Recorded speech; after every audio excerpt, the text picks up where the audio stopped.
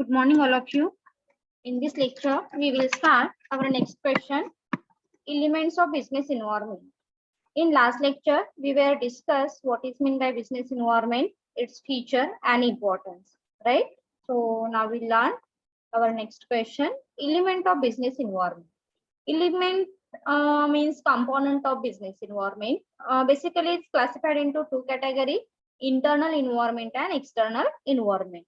We were already discussed about what is meant by internal and external in short. Okay, but now in this lecture, we will learn in detail what is meant by internal factor one by one.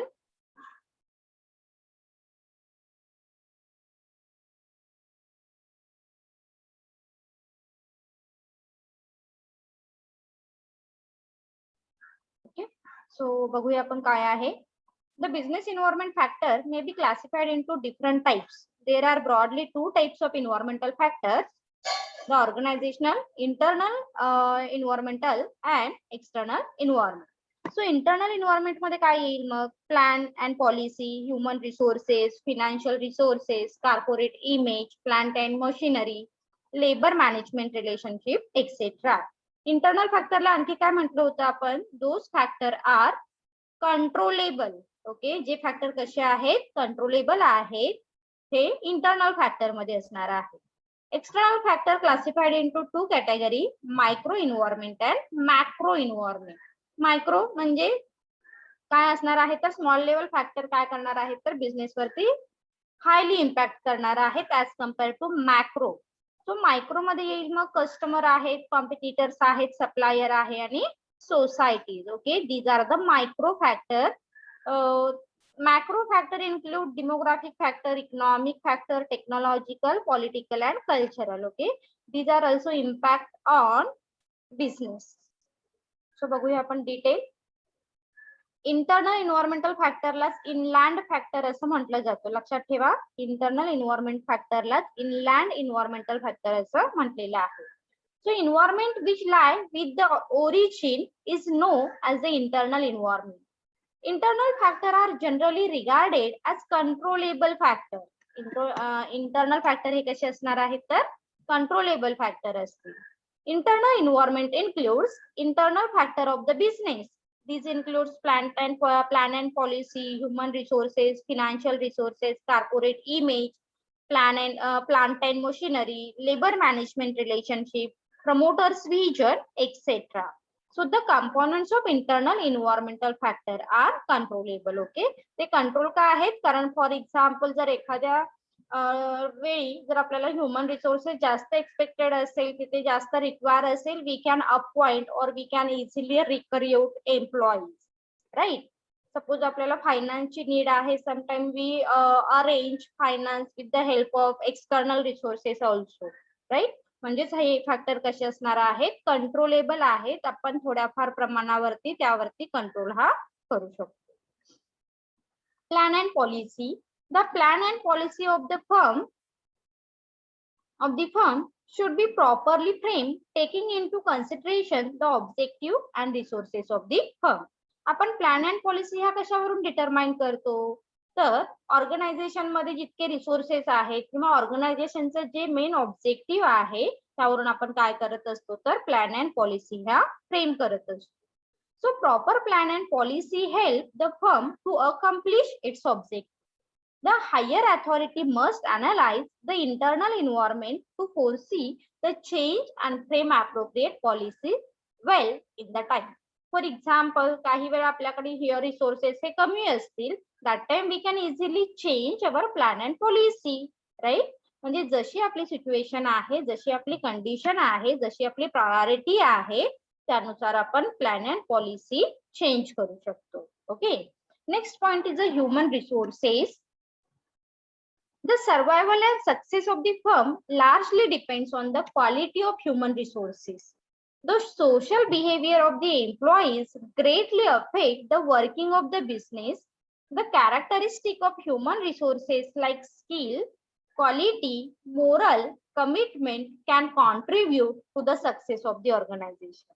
लक्षात येत आहे, म्हणजेच ऑर्गनायझेशनचं success हे कशावरती dependable असणार आहे, human resources वरती. Okay, that means we can easily appoint human resources qualitative. म्हणजे for example suppose तुम्हाला जर हायर लेवलवरती एखाद्या हाय क्वालिफाईड स्टाफची रिक्वायरमेंट असेल तर आपण तिथे तसे ऍड करून ऍडव्हर्टाईज करून काय करू शकतो, ह्युमन रिसोर्सेस अपॉइंट करू शकतो. म्हणून काय म्हटलं जातं generally, success and survival of the business is totally depends on human resources. Next point is the financial resources. Capital is the lifeblood of the every business.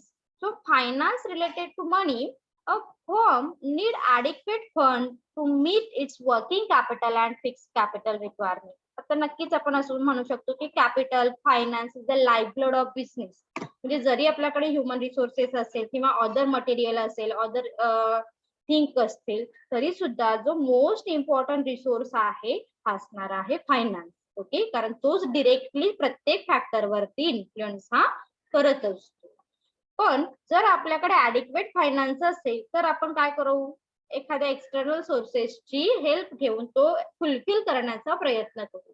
म्हणजेच हे फॅक्टर कसे आहेत तर कंट्रोलेबल आहे. Next point is a corporate image. A firm should develop, maintain and enhance a good corporate image in the mind of employees, investor, customer, etc. म्हणजेच corporate image, suppose एखादा new business आहे तर तो त्याची image best करण्यासाठी काय करेल, provide a better qualitative services to the final consumer and create a good relationship in the mind of customer as well as in the mind of stakeholder. म्हणजे जेणेकरून मार्केटमध्ये आपल्याला एक आपलं स्वतःचं स्थान निर्माण करता येईल त्याच्यावरती कॉन्सन्ट्रेट करेल. So constant research and development activity should be undertaken by the firm to enhance the quality of the brand. मग एक गुड इमेज क्रिएट करायची आहे, मग काय करावं लागेल, as compare to other competitor here we provide a better services or innovative services to the final consumer. मग इनोव्हेशनला जर तुम्हाला इम्पॉर्टन्स द्यायचं आहे, that time we will focus on research activity. Okay, आपण काय करू, रिसर्च ऍक्टिव्हिटीला इम्पॉर्टन्ट हे देऊ. म्हणजे ह्या सगळ्या गोष्टी कशा आहेत, आपण आपल्या हातात आहेत, आपण काय करू शकतो त्यावरती कॉन्सन्ट्रेट करून त्या कंट्रोल ह्या करू शकतो. Next point is the plant and machinery. Plant and machinery is the internal part of the business firm. If the machine are obsolete or outdated, they should be replaced by a new one. Suppose आपल्या लक्षात आले की एखादी machinery आहे, ही कशी आहे तर absolute आहे, आउटडेटेड आहे, that time we will change, right. म्हणजे आपण ती मशिनरी काय करू शकतो, चेंज करू शकतो. म्हणजे आपण असं आहे का नाही आपल्याकडे हीच मशिनरी आहे आणि ह्याच मशिनरीवरती आपल्याला काम करावं लागेल, नाही. जर आपल्याकडे सफिशियंट फायनान्स असेल, we can easily change and we adopt new methods of production also.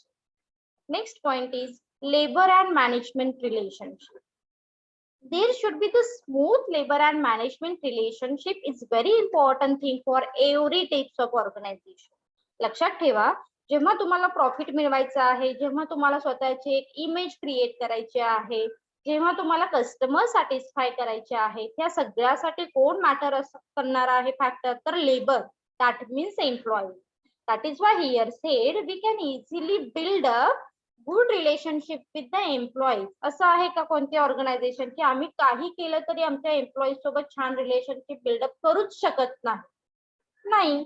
आपण जर एम्प्लॉईजना त्यांच्या एक्सपेक्टेशन प्रमाणे पेमेंट केलं, त्यांना हव्या असणाऱ्या फॅसिलिटी प्रोव्हाइड केल्या, that means we can build a good relationship with the customer. आणि हा एक ट्रस्ट वर्दीनेस जो क्रिएट केला तर नक्कीच त्याचा एक गुड इम्पॅक्ट ऑर्गनायझेशनला बघायला मिळतो.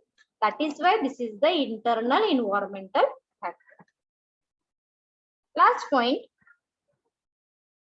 Promoters vision. The promoter should have fair sight vision to forecast opportunity and threat in the businesses so that the opportunity are properly grasped and threats are diffused out in time.